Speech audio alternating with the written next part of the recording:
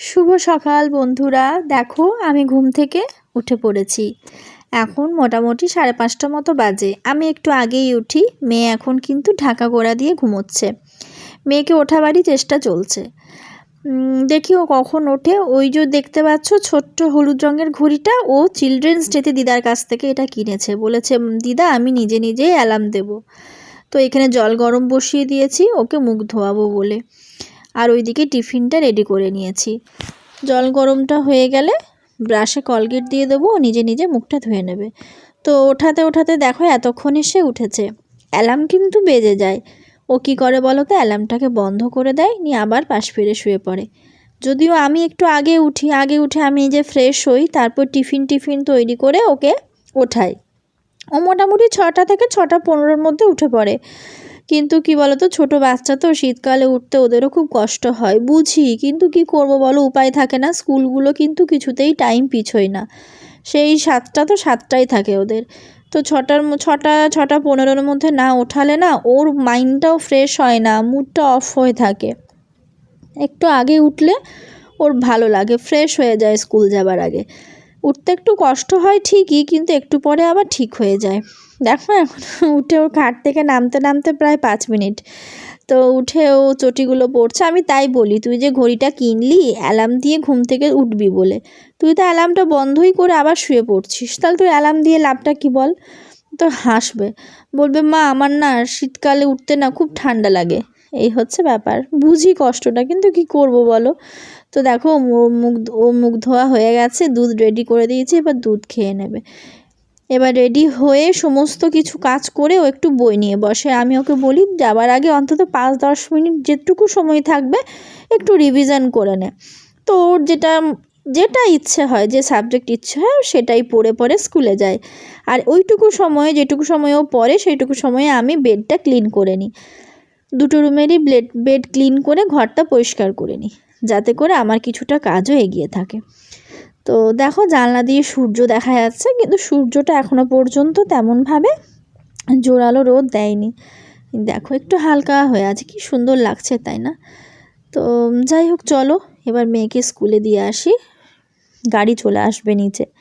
তো মেয়ে লিফট টিপে দাঁড়িয়ে আছে, মা কখন আসবে। আমি তালা দিয়ে আসি তো ও দাঁড়িয়ে থাকে আমার জন্য। তো চলো এবার আমরা নিচে যাব, গিয়ে মেয়েকে স্কুলের পুলকারে চাপিয়ে দেবো। শীতকালটাতে একটু যদি স্কুলগুলো পেছোয় বাচ্চাদের আশা করি সুবিধা হয়, কিন্তু যাই হোক ওর হ্যাবিট হয়ে গেছে।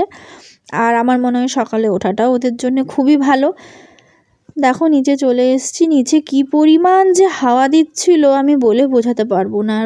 একটু রোদের তাপ রয়েছে, কিন্তু প্রচণ্ড হাওয়া। ওদের আবার স্কুলে কি বলতো, নিচে না কিছু প্যান্ট বা কিছু লেগিংস এ জাতীয় কিছু পরতে দেয় না। ওদের স্কুলের ড্রেস কোড হচ্ছে নিচে ওই ফুল মজাগুলো পরতে হবে।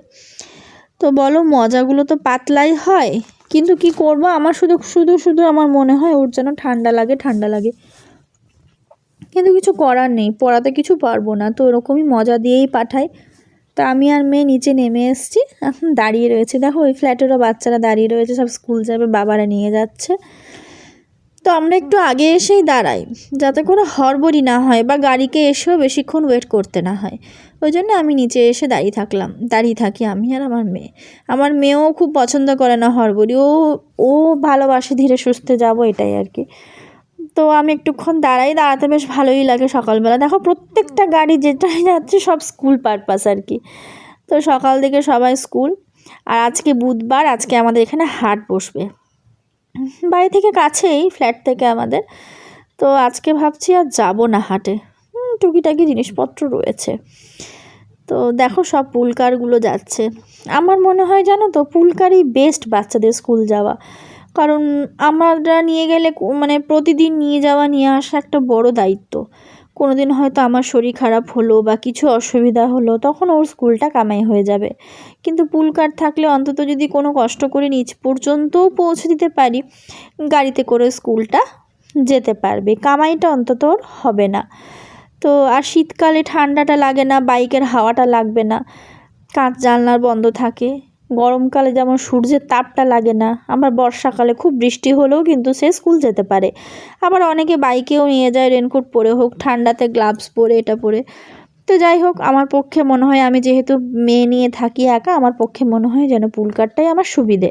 হ্যাঁ, কখনো কখনো হয়তো যদি গাড়ি আসলো না বা কিছু, তখন কিন্তু আমরা কোনো ব্যবস্থা করে নিই।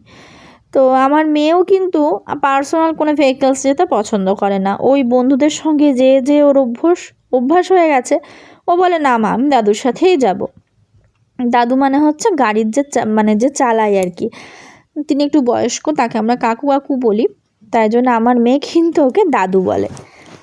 তো দাদু ওকে খুব ভালোবাসে, ও দাদুকে খুব ভালোবাসে, তাই এবং দাদুর সাথেও গাড়িতে সুন্দরভাবে চলে যায়।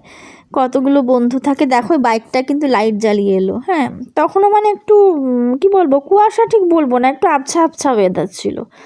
এই দেখো আমার মেয়ের গাড়ি এসে হাজির। এবার সে গাড়িতে উঠে পড়বে, দাদু ইন্ডিকেটার দিতে দিতেই আসে। তো এই দেখো আমার মেয়ে উঠছে।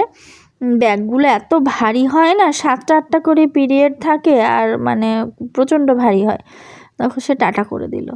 তো চলো দুগ্গা দুগ্গা বলে আমি ওকে টাটা করে দিলাম। সাবধানে স্কুল যাই, ওকে বলি টিফিন খাবি, রেগুলার একটাই, মানে আমার সেই কথাগুলো একটাই হয়ে গেছে, টিফিন খাবি, জল খাবি, মন দিয়ে লিখবি, বোর্ডে যা লেখাবে তাই খাতায় লিখে আনবি, কারণ এটা একটা বিরাট প্রবলেম। কিছু লিখতে না পারলে সে এর কাছে চাও তার কাছে চাও, খুব অসুবিধা হয়। তো দেখো এবার চলো, এবার আমিও বাড়ি যাই। বাড়ি গিয়ে আমারও স্নান আছে, পুজো আছে। তো আমি বাড়ি চলে এসেছি, এসে স্নান হয়ে গেছে করে আমি পুজোটা সেরে নিলাম। কারণ সকাল সকাল পুজো হয়ে গেলে না মনটা খুব শান্তি লাগে, মনে হয় অনেক অনেক অনেক বড় কাজ করলাম, আর একটু সময় নিয়ে পুজোটা করতে পারি। যদিও বা আজকে বুধবার, তেমন কোনো কিছু ইয়ে নেই, মানে কোনো বড় পুজো টাইপের কিছু নেই, তো ওই টুকিটাকি করেই পুজো দিলাম আর কি। তো এই হচ্ছে আমার লক্ষ্মী ঠাকুর, কাল বৃহস্পতিবার, কাল লক্ষ্মী পুজো আছে।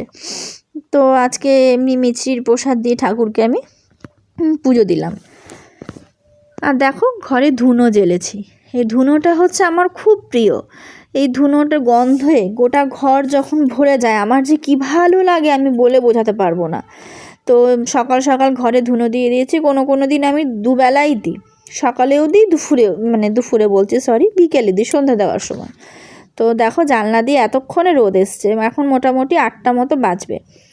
তো এইবারে একটু চা করব, চা করে একটু চা খাবো রোদে বসে বসে। গোটা ঘরটা ধুনোয় ভরে গেছিলো, আমার খুব ভালো লাগে ধুনোর গন্ধ, আমার খুবই ভালো লাগে। এবং আমার যেটা মনে হয় যে ধুনোর গন্ধ দিলে ঘরে অনেক পজিটিভ এনার্জি আসে, যেটা আমার ব্যক্তিগত মতামত, আমার খুবই ভালো লাগে। সকাল সকাল ধুনোর গন্ধে গোটা ঘরটা একদম বেশ পুজো পুজো লাগছে আর কি। তো দেখো বাইরেটা কি সুন্দর, তাই না বলো? যারা যারা মর্নিং ওয়াক করতে যাও শীতকালে, তারা এই শীতের সকালের যে একটা সুন্দর আবহাওয়ার যে আমেজ, সেটা টের পাও। কিন্তু আমার পক্ষে না এই সকালে মর্নিং ওয়াক যাওয়াটা ঠিক পসিবল হয়ে ওঠে না। আর মেয়েকে স্কুল পাঠিয়েও আমি পারি না যেতে, মনে হয় যে বাড়ির কাজগুলো সেরে নিয়েই আর কি। তো এমনি বিছানা তো আমি মেয়ে যাওয়ার আগেই চেষ্টা করি ক্লিন করে নেওয়া, যাতে মেয়ে যাওয়ার পরেই আমি স্নান করে ঘরের বাকি কাজ করতে পারি। তো এই হচ্ছে ব্যাপার। তো দেখো এবার আমার মা উল্কাটা বুনছে। মায়ের খুব নেশার জিনিস, এত বুনতে ভালোবাসে, সেলাই করতে ভালোবাসে যে কিছু বলার না। তো আজকে আমি বানাবো পালং শাক। পালং শাকটা দিয়ে দিয়েছি, দেখো বেগুন ভেজে রেখেছি, আর এখানে একটু বড়ি ভেজে রেখেছি। বড়িটা ভাজতে ভাজতে আজকে একটু ধরে গেছিলো আর কি, অন্যমনস্ক হয়ে গেছিলাম, অন্য গল্প করছিলাম। তো পালং শাকের তরকারি শীতকালে বেশ ভালোই লাগে খেতে।